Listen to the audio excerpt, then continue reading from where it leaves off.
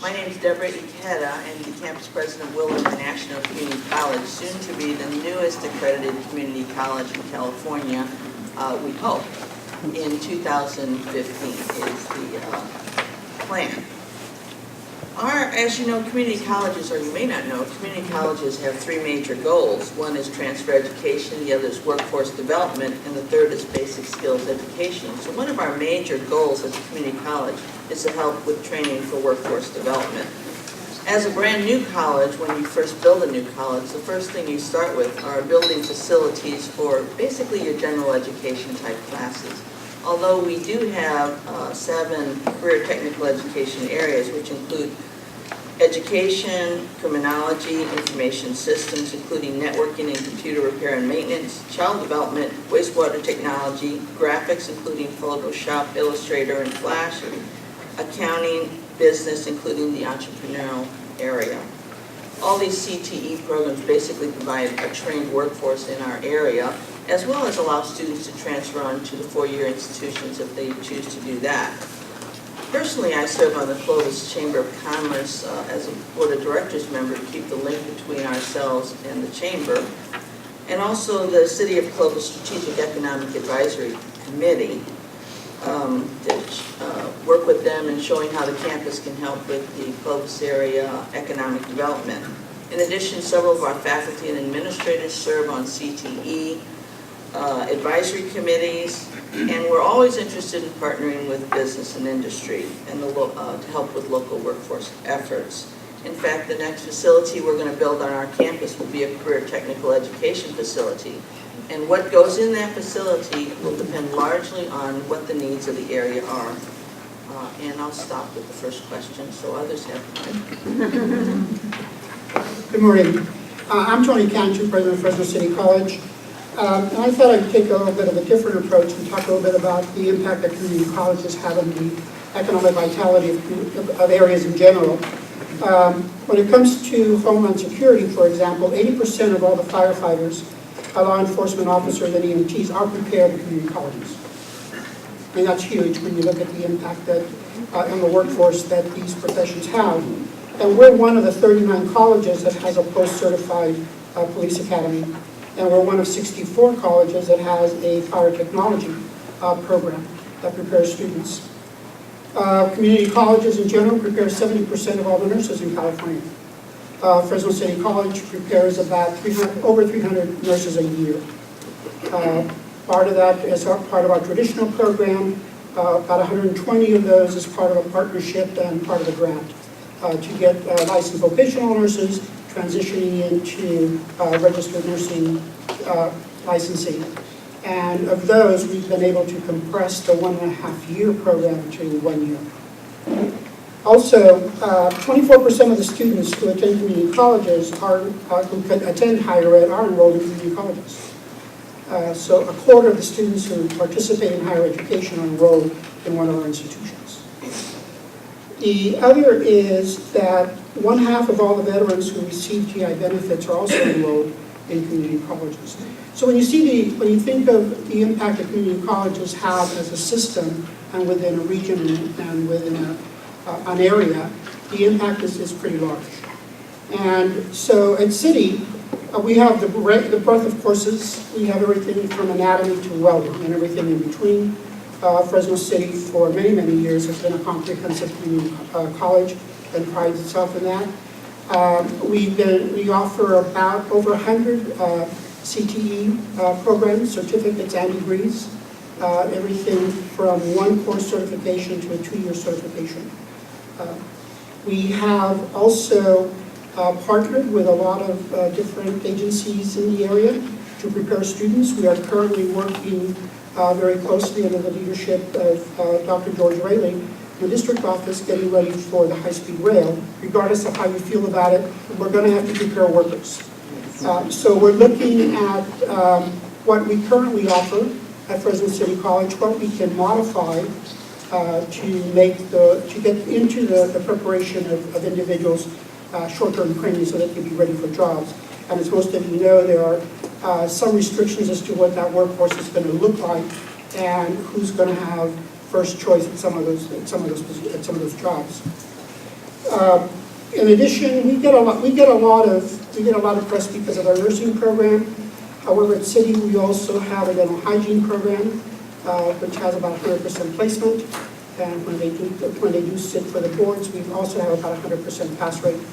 We offer respiratory care, and we offer radiology.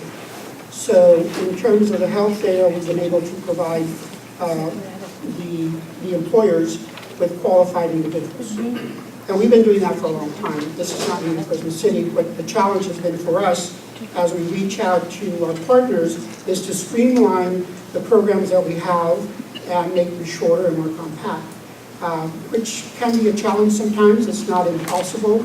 We just need to take a look at how we offer courses, how we get those courses developed in a different way. But it can be done, and our faculty have stepped up to the plate in a lot of areas to make sure that we offer those courses.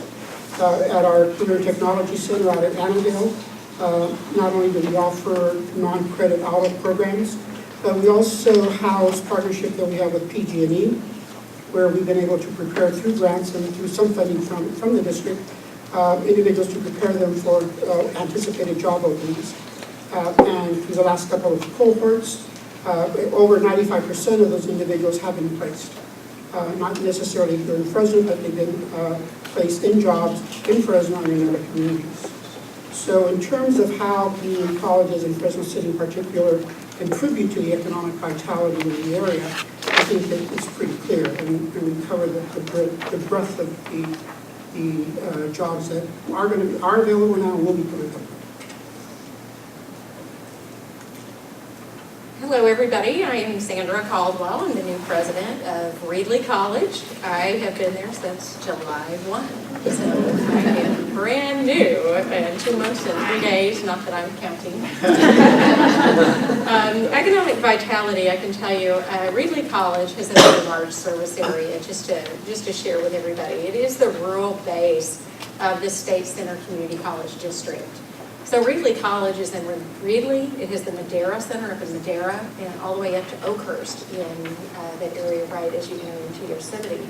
So it's a very large rural service area. So looking at the economic vitality in that rural base is significant, and it takes a lot of planning, a lot of partnerships, a lot of relationship building, and a whole lot of people working together to make that happen, I can assure you.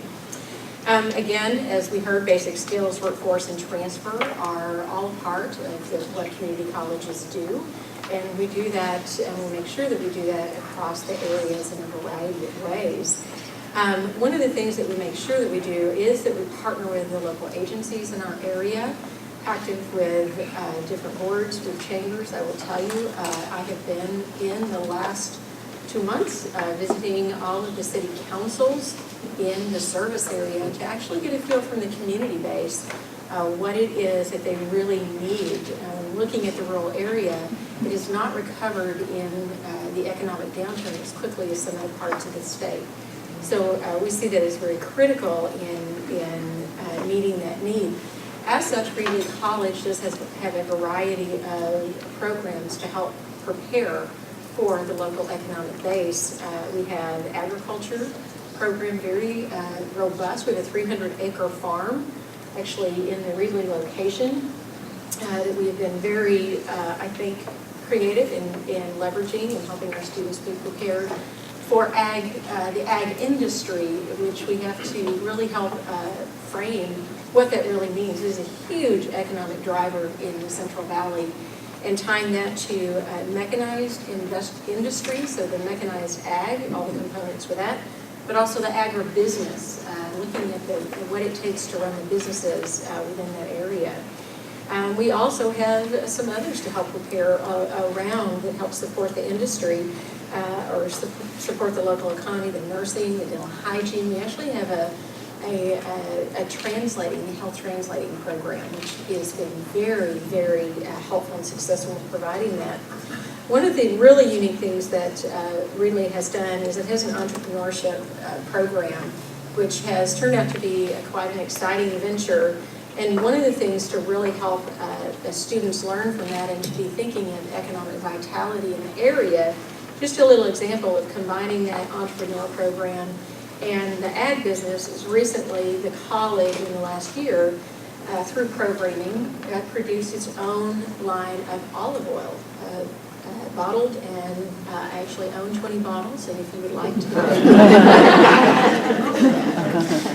and they're working to move that forward even more. So we look at all of those components, then making sure that we have the connections, as we saw the secondary folks in the room, and we have superintendent here for Fresno County, partnering with the school districts. That's the next thing, is meeting, making sure that we have the connections there. We have our counselors and our outreach going early into the programming. We're talking into the junior high level. And we have the children and the children's programs, getting them on campus so that they begin to think, particularly in programs such as STEM, science, technology, engineering, and math, to help them see that there are multiple programs that can help within the economic base. In particular, Reedley College actually partnered with Kings Canyon Unified School District with a very growing right now, Reedley College Middle High School, which is a very specific programming that brings the high school program onto the college campus. We're in our second grade of that. That will move all the way through all 4 high school years to really help focus those students in programming. And we see that as a successful pathway. So as we contribute to the economic vitality, it is all of those components of, as Mr. Cantu said, whether it is anatomy and physiology through production of olive oil. We're providing that and making sure that we're ready to help in the economic base of the Central Valley. So Fresno Pacific has been around, has been somewhat quiet in the land, I think. Originally founded by the Mennonite Brethren community, it is now a thriving liberal arts university that has really evolved over the years, but still has very much at its core the liberal arts. And so everything is built around the liberal arts. And if you remember, that's that part of education that is probably perceived as being the not so practical aspect. But it's the kind of education where maybe the question we need to be asking is not what do we do with this education, but what this education does to us. And so that is a value that we impress upon each of our students, traditional undergraduate, transfer students, degree completion students, non-traditional students, online, regional centers, wherever our students happen to be, we place tremendous emphasis on those values. So we put emphasis on leadership, service, and character. And so we are very concerned about the quality of people we are also graduating, as well as their expertise, their mastery of their particular majors. And so that has become something that has, I think, marked a Fresno Pacific University education. We have also, as I mentioned, this evolution, been moving more into the STEM fields.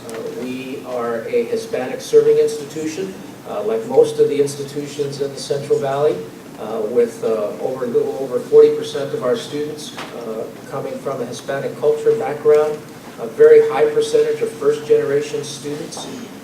This is, of course, presents unique challenges.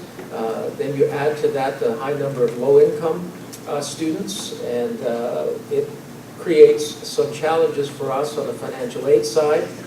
One of the biggest myths is that private, independent, not-for-profit education is extremely expensive, and sure enough, the sticker shock can scare off quite a few folks. So one of the things we do is we heavily subsidize our tuition, and we have very generous donors who make our tuition actually quite affordable. And I say that because we put not only emphasis on that, the values or character component, but we're also a high-touch institution. We believe that one of the strengths and the contributions that we can make to the economic vitality of the Central Valley is graduating high numbers of quality people to occupy those positions that are needing to be employed and filled. And so we enjoy a very high graduation rate. Just this past week, the Chronicle of Higher Education, if I can take advantage of this platform to blow a little bit of a horn here, identified Fresno Pacific as number 10 in the nation for graduating Hispanic students. And that is, I believe that is one of the best things to happen, not just to Fresno Pacific, but to the Central Valley and to Fresno. We know that we are facing severe economic challenges in our area.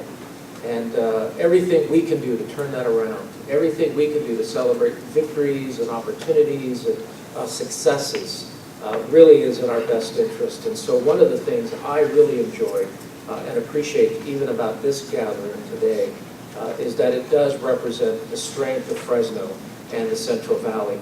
The fact that there is not only strength in our numbers, but there is strength in our diversity. The fact that we have virtually every kind of educational institution represented, not just on the panel, but in this room. And then, of course, there's strength in our cooperation and collaboration. That, to me, is, I think, going to be one of the best assets we can leverage when it comes to graduating quality people and seeing them fill high-tech as well as the full range of work and workforce opportunities out there. And so Fresno Pacific continues to evolve, mature, reinvent itself on many fronts. And when we get to the question about strategy, I'll share a little more about how we're doing some of that. But I'm very happy to be part of this, and welcome to the city. I'm almost a veteran now, 15 months. And when John Welty announced his retirement, he sent me an email and said, "Welcome, you're now the senior university president."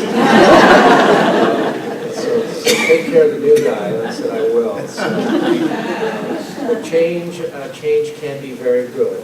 And so I'm excited to be part of this community of learners and to be numbered amongst these educational leaders who are each outstanding in what they do. And so if anything, we should be very encouraged about the future of higher education, post-secondary education in our region. Well, good morning. My name is Carole Goldsmith, and I'm the president of West Hills College, Coalinga. For those of you who don't know where Coalinga is at, we're in the western part of Fresno County. Many of you have heard of Harris Ranch, and near Harris Ranch. There you go. We're a small school, but we're a mighty school. Just like my colleagues, we have virtually every program from accounting to welding. We transfer students both to Fresno Pacific and Fresno State and elsewhere. Our student population is primarily Hispanic, and we are a Hispanic serving institution. One of our strengths that we have that I think is a hallmark of West Hills College is that we led the Valley in bringing together strong collaborations. You know, the people that are sitting here with you today, many of us have, in our institutions, have partnered together to be able to make sure that the Valley no longer is referred to as the Western Appalachia. I don't need to tell many of you, we have some economic issues here. In fact, on the west side, where I represent my college, historically, while the rest of the state and nation may be doing well economically, we historically have faced double-digit unemployment. One of the reasons is primary lack of education, and education that really matters in the workplace.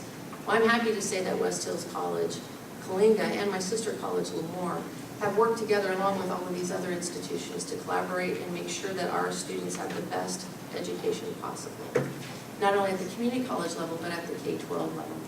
We are actively working with our feeder schools in a project called Closing the Gap. In fact, Fresno State's involved with that as well as Fresno Pacific and many of the other community colleges sitting next to me. And that particular initiative is where we're working with our K-12 brothers and sisters to make sure that that achievement gap gets closed. It's no longer acceptable to say, well, our students come from poor economic families or they're first-time generation students. That's no longer acceptable. Our faculty work very hard every day in the classroom, whether it's in the K-12 or whether they're at West Hills College, Coalinga. We need to work together to make sure that the structures that we have align better. So we're working together with our professors at community college and at the high schools to align our curriculum, not only to the Common Core, which is coming, but also to what our employers need. Because when we're talking about economic vitality, we have to talk about the pipeline. And community college, what we're doing, and we also have a middle school program very similar to Reedley on the Lemoore campus, But we're also going out to the high schools and offering college classes on the high school campus. That is critical. The other piece is we have to partner with our employers. For example, we recently received, about 2 years ago, a Department of Labor grant called C6. And C6 is the Central California Community Colleges Committed to Change, of which the community colleges that I'm sitting with today are partners. We've led that effort, and what's going to result of that is we're restructuring and redesigning education. For many of you, you know that education has been traditionally the same for the last couple hundred years. Well, it has, and you know, it's shame on us. While the rest of industry and workforce has changed, unfortunately, education has been slow to do so. This initiative that West Hills College Coalinga is leading is allowing faculty, based on research and their good practice and their good sense, to change how we deliver education. So Mr. Cantu spoke about how we're shortening classes and moving away from the traditional based semester education. It makes sense. It makes sense because if you think about it, the biggest enemy for our students to be able to complete and move on to workforce jobs or be able to move on to the university level is time. They simply don't have time. The more time that they have faced in the class, whether it be because they have to take basic classes, more time that life gets in the way. The car breaks down, families dissolve, problems happen. Our issue is that we need to take more, perhaps maybe kind of a page from the military, get them in and get them out. Now that doesn't mean we forsake their academic rigor, no, not at all. What it means is that when we talk about full-time, we talk about full-time. In Hawaii right now, they have a huge campaign going on that's called the Commitment to Complete. And in order to complete community college in 2 years, it's not a 12-unit plan. It's not a 9-unit plan. It's a 15-unit plan. But we know that many of our students come to us basic skills deficient. So does that mean we just tack on more math and more English? No. We found that that particular path and that particular method hasn't worked well for us. And if you think about it, if a student doesn't like math and hasn't been successful in math, giving them more math, chances are it's not going to be very successful. So what we're doing at West Hills College Coalinga is that we're taking basic skills and we're infusing it in the classes that they need. Therefore, if you're in welding or if you're in accounting, well, accounting obviously there's math, but whatever the workforce program that you're in, perhaps it's a nursing program, we take the math and the English and we embed it into that program because finally it answers that age-old question that many of you heard in the classroom.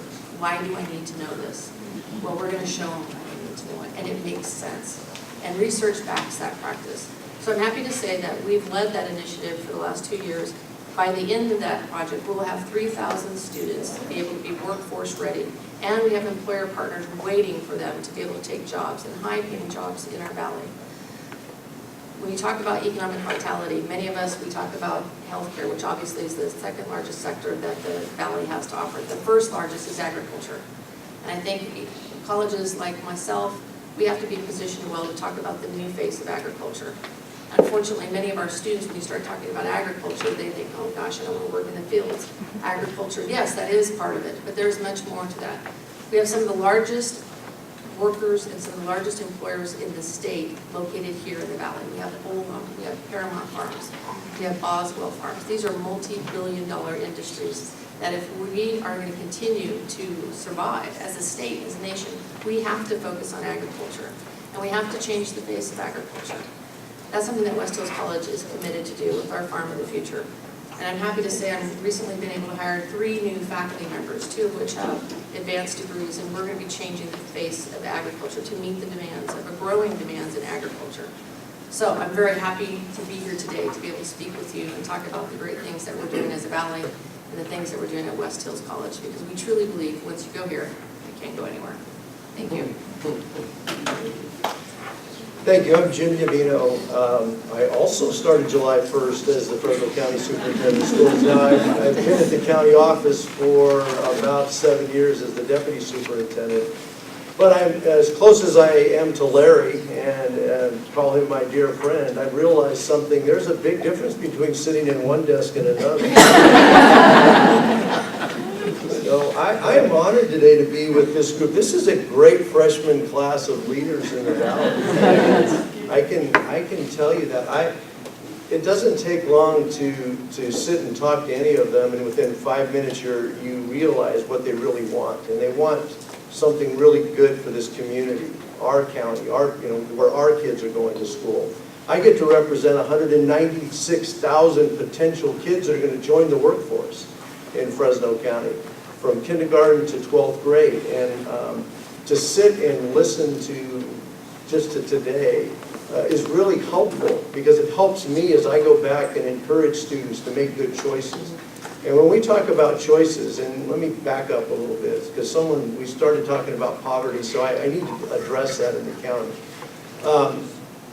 Fresno County schools, first of all, 196,000 students, 32 school districts. We go from Mendota to Coalinga to Reedley up to Sierra, and there's 32 districts in between, representing kids with a demographic of about 61% of our kids are Hispanic, about 20% white, and then about 6% African American, and the rest is made up of different subgroups.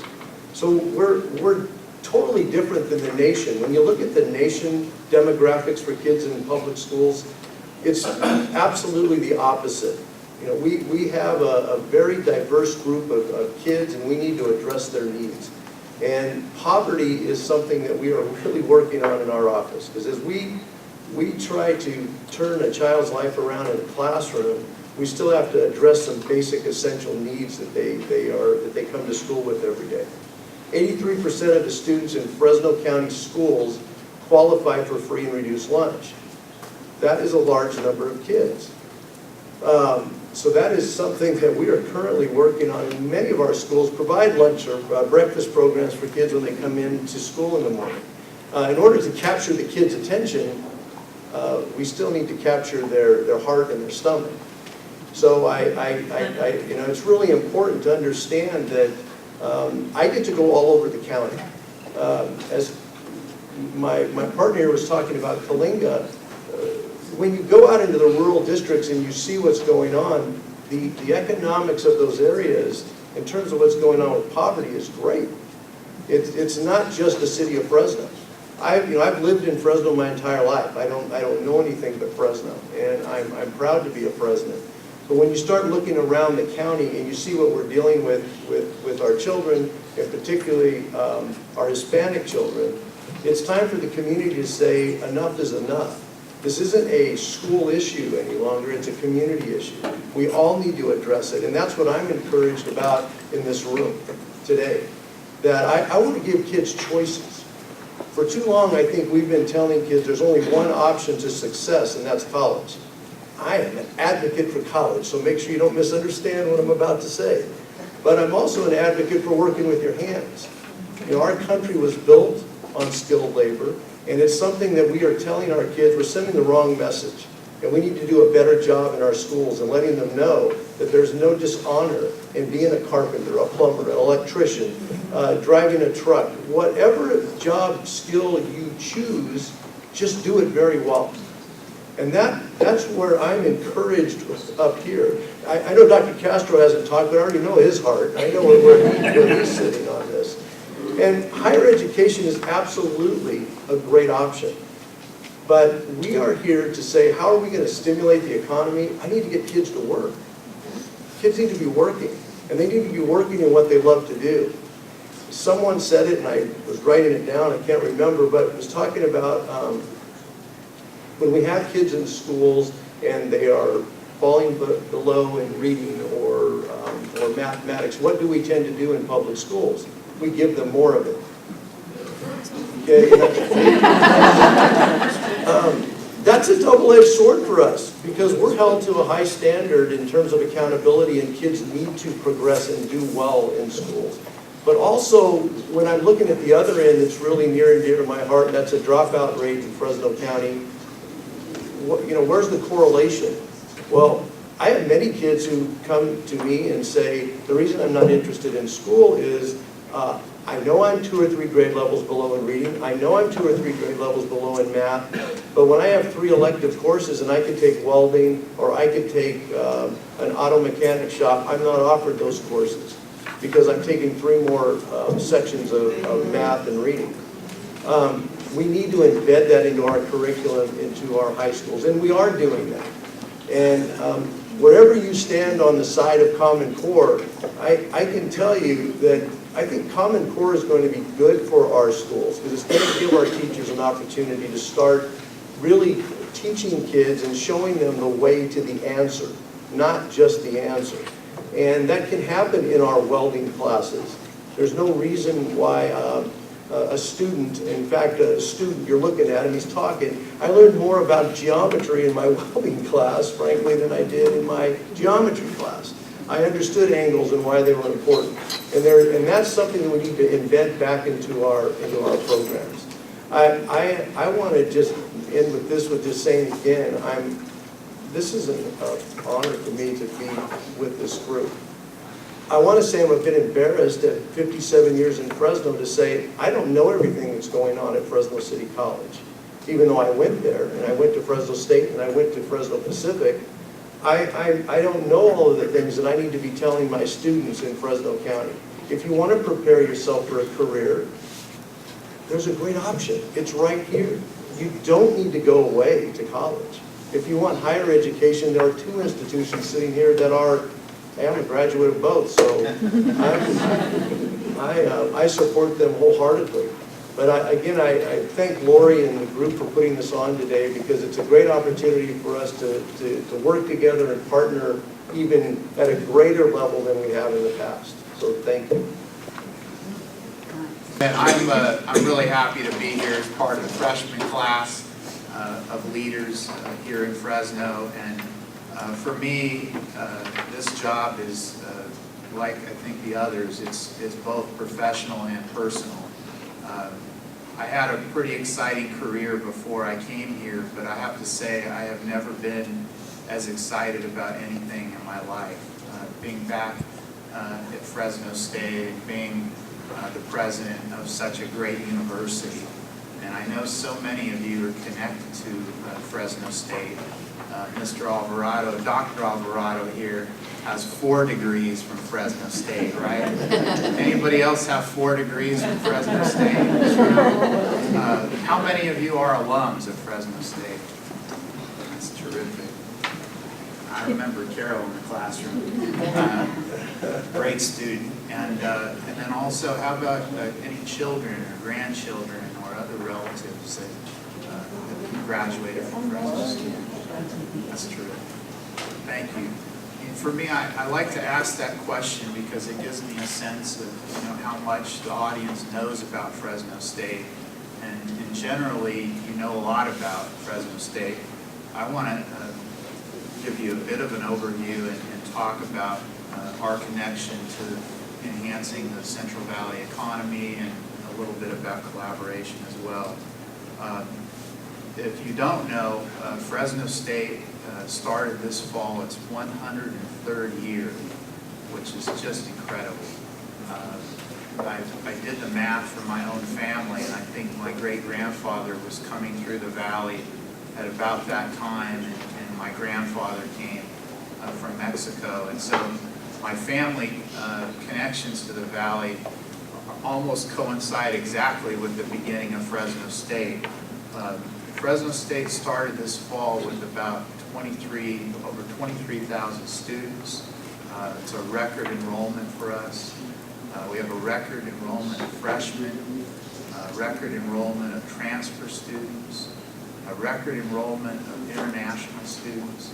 So, I feel like I caught Fresno State at the right time here on the and I'm really excited about that. And, I think that as president, my job is to take the university to the next level of greatness, and to think about next week and next month and next year, but to think at the same time about the next 100 years and what kind of university we want for our grandchildren and our great-grandchildren and so forth. So I'm going to try to lead Fresno State in that way with a long-term view, and that's one of the advantages that I have of being raised by grandparents, is that they taught me early on to think that way, and I'm going to try to utilize that skill set.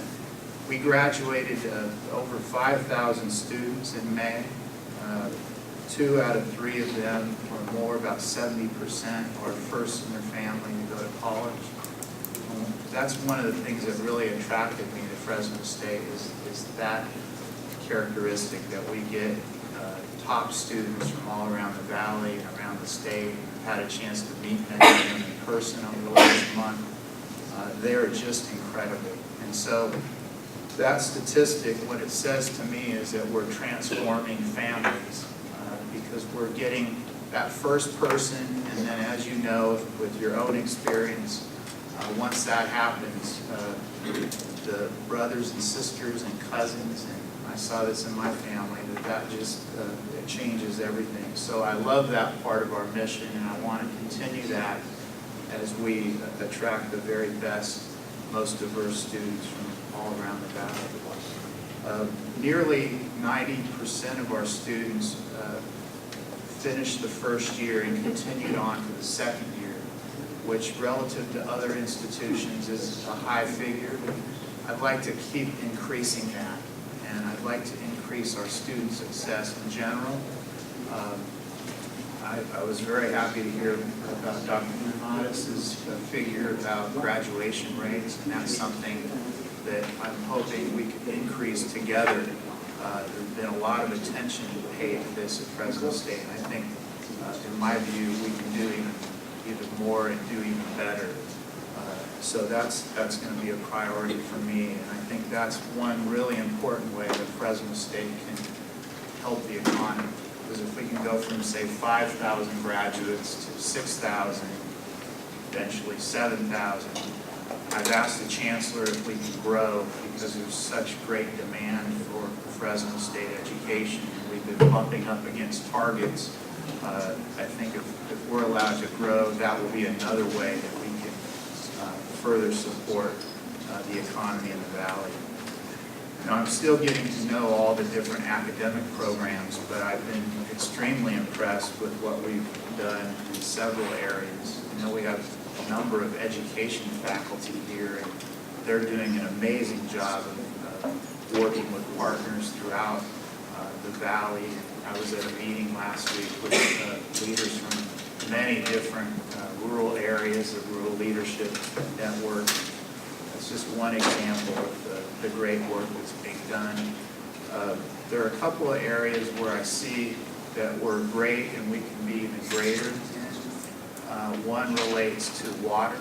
Some of you may know that we've done a lot of work in the area of water, different aspects of that. We have a cohort of faculty who are working on that topic together across discipline. I'd like to further strengthen that work. I think that we could position ourselves as being one of the best in the nation, in the world, in that area, in the way that we've done with wine. Hopefully you've tried some of our wine.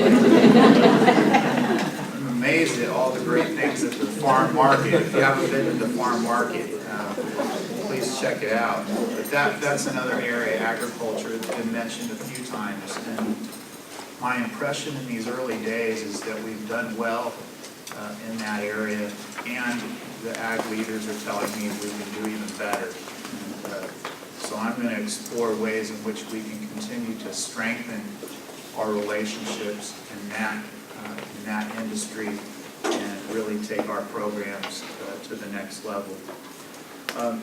One other area that I wanted to talk about where I think there's a tremendous opportunity for collaboration is around technology and thinking about the ways in which we could utilize technology to advance all of our missions and to enhance the quality of education, of research, of service in our area.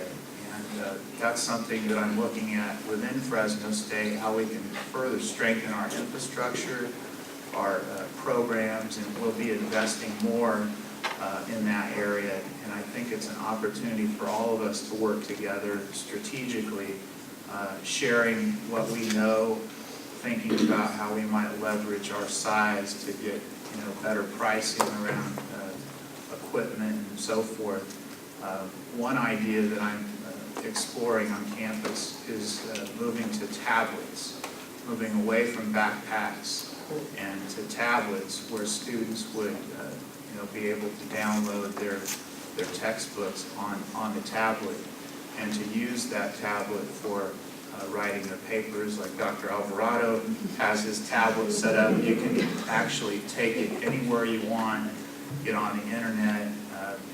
We have a loaner program that has been very, very successful, and for me that kind of gives some evidence that our students are looking for those kinds of tools, and I believe that it could further strengthen our student success. So that's one area that we're looking at, and I think West Hills is thinking about this as well, and others may already be doing it.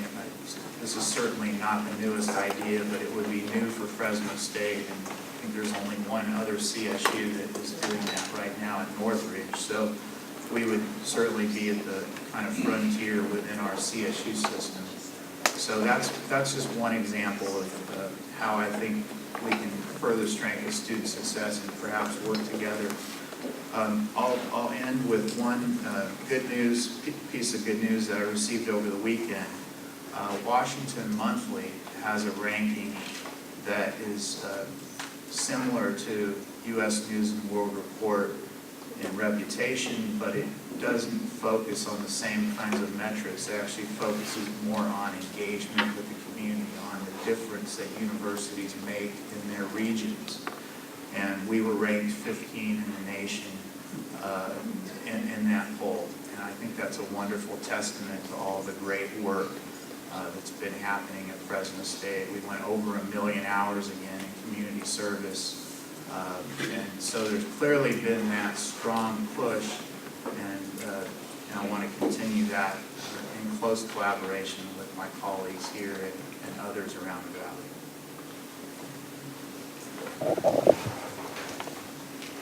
Thank you. What I thought we would do now is open us up for questions. This is being filmed by our local public access channel. We will email you when we set up the schedule, and that is going to be available for you to view or to get it out to your colleagues. So they who could not be here today would have the opportunity to see what our great freshman class, I hadn't even thought about that, yes, freshman class, will be able to view that. So what I'd like to have you do is focus your questions on maybe these last two things, but not necessarily the collaboration piece, how you see your role in collaboration, and the last piece of strategies exploring as you execute the vision on both those who are in the audience and our leaders. And before I start that, I just want to ask, how many of you remember hearing from your teachers when you were in high school, if you don't study, you're going to be pumping gas? How many heard that? Now we say, if you don't study, you're going to be flipping burgers. Guess what, folks? We're now all pumping our own gas, and nobody taught us how to do that. And that kid that you said that to about flipping burgers is now managing $250,000 in gross sales. Excuse me, $2.5 million in gross sales at a restaurant and making $60,000 a year. So please, just raise your hand. We'll come around. Please speak up. So Lori's got another microphone. So if she would cover the back end and I'll cover the front end, so we can get your questions asked and then either address them to a specific panel member or in general, any of the panel members, and we'll just say who wants to volunteer to answer that. Anybody? Over here.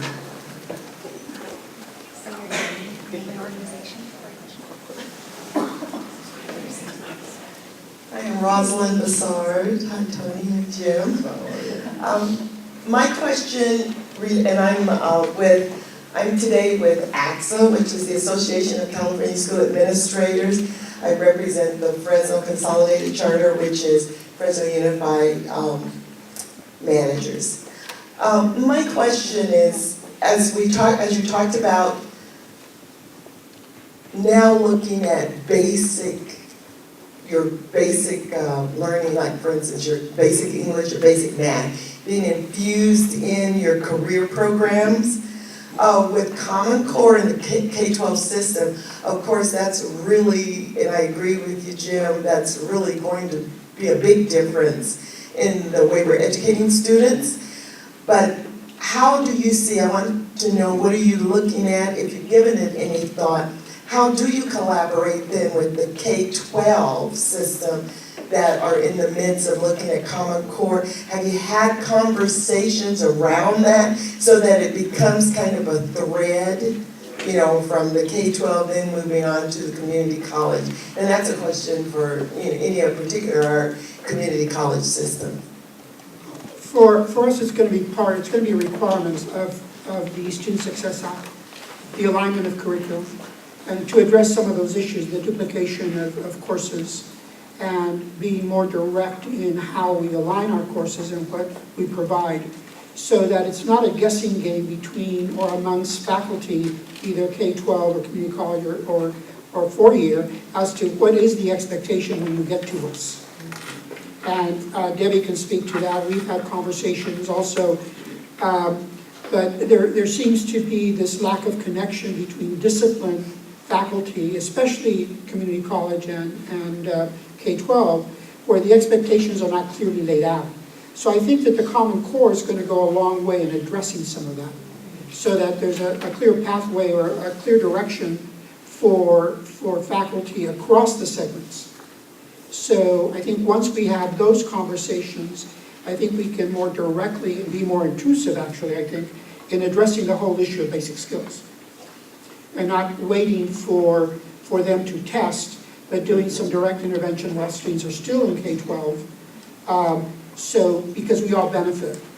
At the end of the day, then for us, we benefit because our resources can be shifted more to CTE and to STEM courses, and not focus so much on basic skills. So I think by having those conversations, and some of those conversations have already started.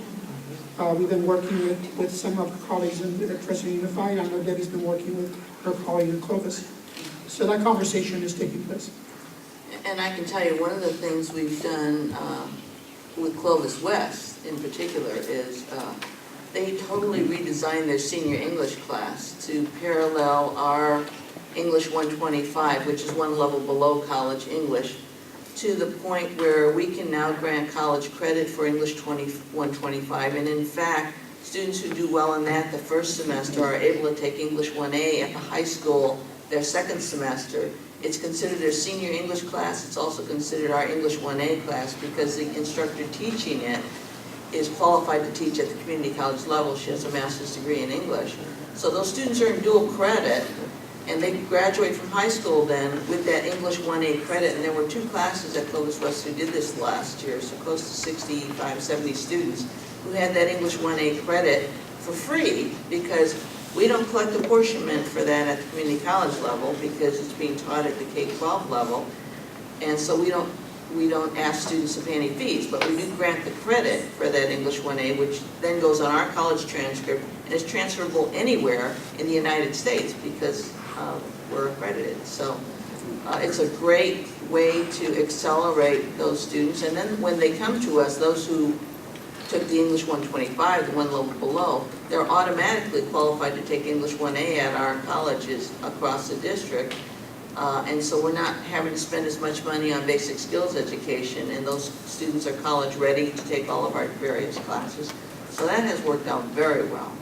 And if I could just add, I think what's happening across the valley, and you've heard 2 examples, and I'm going to tell you a third, but I think it's happening across the valley, is that there are conversations, meaningful conversations that are going on at the classroom level with K-12 teachers as well as community college professors. I know in our area we have an initiative called Closing the Gap, working with Fresno State on that. And we're doing, one prime example is when we brought faculty in, and they actually did cross-grading of papers. So you have college faculty and high school faculty grading English papers. And once you start to get to that level of collaboration, real change can take place.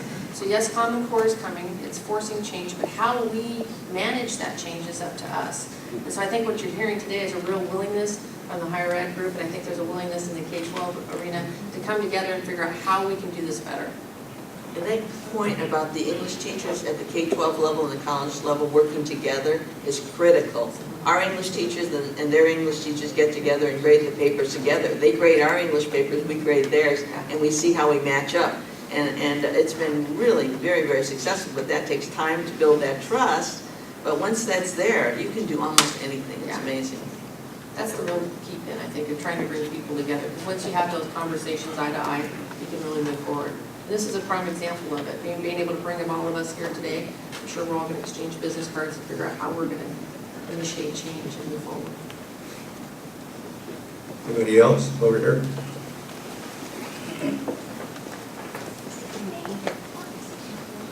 She told me to give you my name. My name is David Hawkins.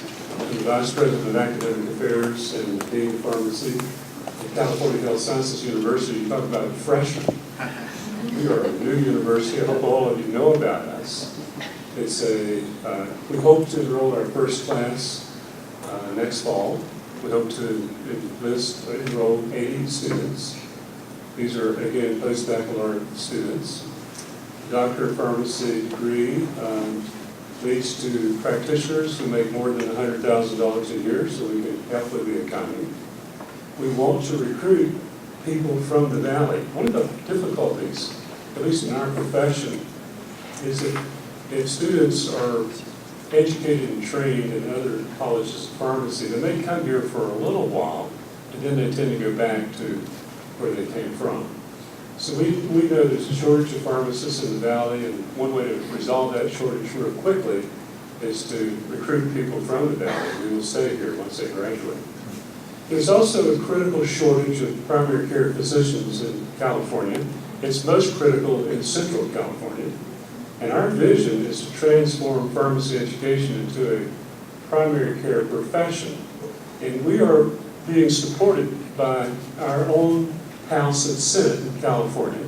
There is a bill that goes before the big assembly soon, maybe before September the 13th, that will give pharmacists primary care privileges, the ability to provide primary care in collaboration with primary care physicians.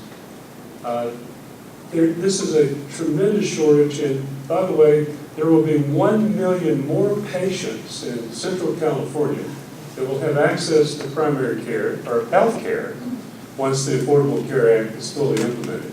So we need to address this. And our college, our students will be trained not only as other schools train their students in terms of pharmacy, care management, drug therapy management, our students will be trained how to perform physical assessments, how to deal with patients who have chronic diseases in particular, help manage those diseases, help get them on effective drug regimens, have good therapeutic outcomes, working again in collaboration with physicians and other healthcare professionals. Collaboration. I've already spoken to the president of Fresno Pacific and the president of Fresno State.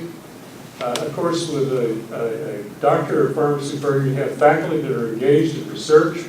So we hope that our faculty will be involved in interdisciplinary research with faculties at Fresno State and Fresno Pacific. We have some researchers who are working in nanotechnology, somebody mentioned nanotechnology, to develop drugs that will be used to treat cancer. And with nanotechnology, these drugs will go directly to the tumor and avoid causing damage to other tissue. That's something that's dreadfully needed in the field of oncology. But we have medicinal chemists who are synthesizing new drug products. We have pharmaceutics professors who are inventing new formulations of drugs. So we want to collaborate. We want to have interdisciplinary research opportunities and interprofessional. I mentioned this too. It's important that students in medicine, students in pharmacy and nursing have some opportunity for interprofessional education because they're going to be working together when they graduate. They need to understand the contributions each can make. I know I'm not asking questions, but I'm making points that I think are tremendously important. This is a wonderful opportunity for us to be here. One more thing, and that is recruitment. We need to recruit students from the Valley. There are 140 pharmacy schools in this country. When you look at the demographics of students, one of the most glaring things you will see is a low number of Hispanic students in pharmacy schools. We've already started looking, and I didn't know this about Fresno Pacific until today, but we need to reach out to the Hispanic students, encourage them to think about pharmacy, recruit them to go into pharmacy, stay here and provide pharmaceutical care services to the citizens of Central California. There may be a question there somewhere, just thank you for the opportunity to make that point.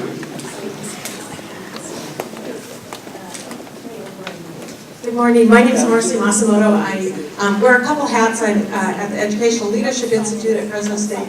I'm also a school board member at Sandra, but most important is I'm a citizen of this community. And I'd like to ask, knowing we've just come through this amazing phase of economic downturn and policy issues, my question to any of you or all of you is, how can we as a community, whether individual citizens or agency representatives, best support you in your goals to either impact policy or decision making that are important to you? And I'm actually, it's to anyone, whether it's K-12 or higher ed, community college system, what are your greatest needs right now and how can we as citizens help support you? I'm happy to start. Thank you for that offer. I think for me, as a new president of Fresno State, the thing you can help me the most with is to provide me with feedback on the university. And I've asked for this on campus in the community, and there's a way to do this on my webpage. And I'm asking two questions. What do you love about Fresno State? Because especially after going through this difficult period, I think we need to celebrate more of those things that we really love and we know, are just wonderful attributes of the university. And I want to share that with everybody. And then the second is, what are some of the ways in which we can do better?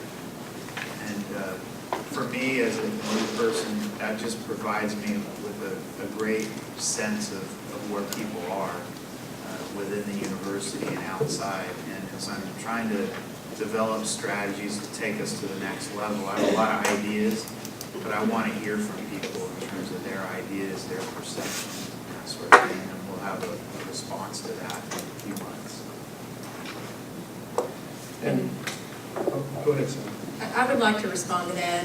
One of the things I think that we all have to be able to do is get the word out on the choices that truly are available. That was mentioned, I think, earlier, and that is to understand the concept of college is many, many things, particularly in higher ed, when you're looking at the choices that are available. And I just want to mention that agriculture, for example, that was mentioned earlier, and that is, it isn't, although the harvest time is a very big part of that industry, the ag industry is a huge business. And there are many, many components and support for what it takes to operate within agribusiness. Whether that be mechanized production, we need our technicians, we need people who can operate heavy equipment. We also need computer programmers. There is such a huge component within those industries. So I think getting the word out, number one, is that there are so many options to what that means and career choices available. There is many, many things. Participation, we have advisory boards for all of these different programs. We need people in those variety of sectors. I just had a meeting the other day with Carole McClarty about what it really, about participating and having not just participation on, for example, our agribusiness board, but of our computer science, because he have a custom computer program made so that he could track the particular trees and fields in which produce was coming from. So it's very large. The participation in these advisory boards is critical across discipline areas because they are multiple field industries. And then I think it is also the feedback. We've got to know how we're doing and the things that are coming forward and evolving and changing. We have to know that at multiple levels. Our faculty have to know that. Our advisors, our student success coordinators have to know that.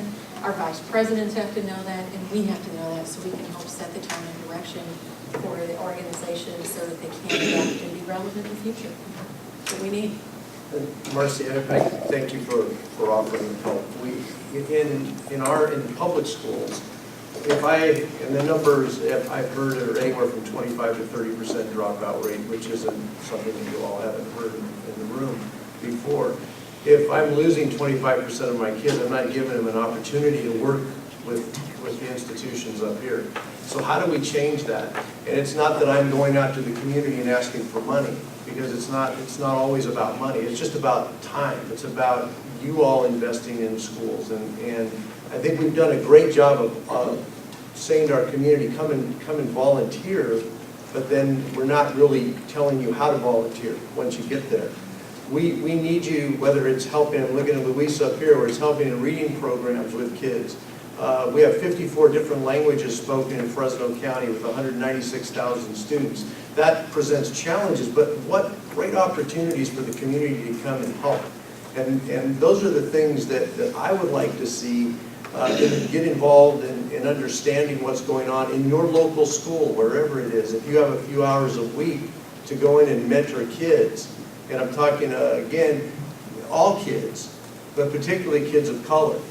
Our dropout rates are staggering when you look at particularly African-American males and the amount of kids that we're losing in our schools today.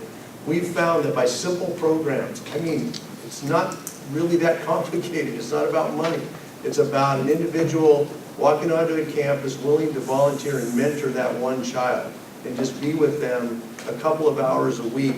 We have just seen in the last year that attendance has gone up by almost 15%, grades are going up, discipline's going down. It's only as a result of that one community member saying, I care about you.